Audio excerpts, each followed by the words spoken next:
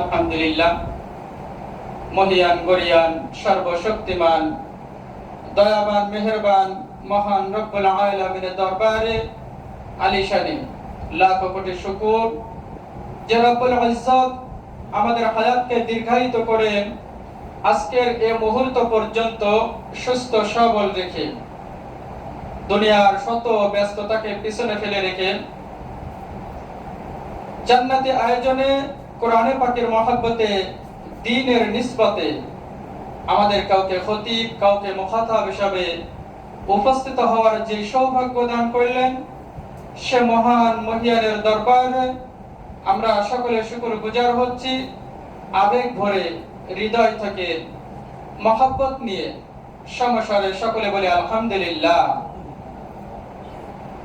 মুহতারাম হাজিরিন, আজ পবিত্র মাহে রমজান মাসের দ্বিতীয় জুমা।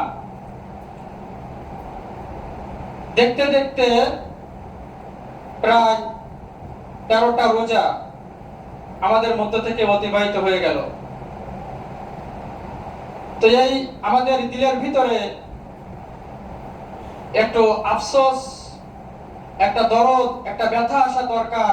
যেভাবে হয়তোবা তারাবি নামাজগুলি আদায় করার দরকার ছিল, যেভাবে রোজা রাখার দরকার ছিল, যেভাবে গুনাহ থেকে বেঁচে থাকার দরকার ছিল, সেইভাবে হয়তো আমি এই রমজানের দিনগুলি অতিবাহিত করতে পারলাম না। এই জন্য দিলে একটা ব্যথা, একটা দরদ, একটা ফিকির নিয়ে আসা।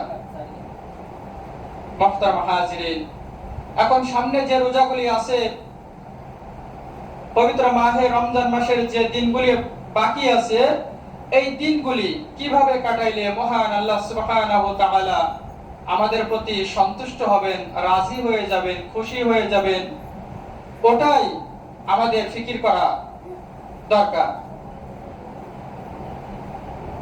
মুহতারাম হাজিরিন, আল্লাহ সুবহানাহু ওয়া তাআলার যে ফরজ হুকুম আহকামগুলি আছে, ওই ফরজ হুকুম আহকামগুলির মধ্য থেকে একটা অন্যতম হুকুম হইল যাকাত, যেটা ইসলামের তৃতীয় স্তম্ভের উপরে প্রতিষ্ঠিত। আল্লাহ সুবহানাহু ওয়া তাআলা এই সম্পর্কে পবিত্র কোরআনের মধ্যে ইরশাদ করেন, ওয়াল্লাযীনা ইয়াকনিজুনা আয-যাহাবা ওয়াল ফিদ্দাতা, যে যারা স্বর্ণ এবং রূপা জমা করে রাখে, ওয়াল্লাযীনা ইয়াকনিজুনা আয-যাহাবা ওয়াল ফিদ্দাতা ওয়া লা ইউনফিকুনাহা ফি সাবিলিল্লাহ, এবং সেটা অর্থাৎ স্বর্ণ এবং রূপাটা আল্লাহর রাস্তায় খরচ করে না। ফি সাবিলিল্লাহ ফাবাশশিরহুম বিআযাবিন আলীম। মহান আল্লাহ সুবহানাহু ওয়া তাআলা আল্লাহর নবীকে সম্বোধন করে বলতেছেন, হে নবী, আপনি ওই সমস্ত লোকদেরকে এই সংবাদ দিয়ে দিন, ফাবাশশিরহুম, তাদেরকে আপনি এই সংবাদটা দিয়ে দিন, বিআযাবিন আলীম, যে তারা আল্লাহ তাআলার ভয়াবহ আযাবের মধ্যে গ্রেফতার হবে।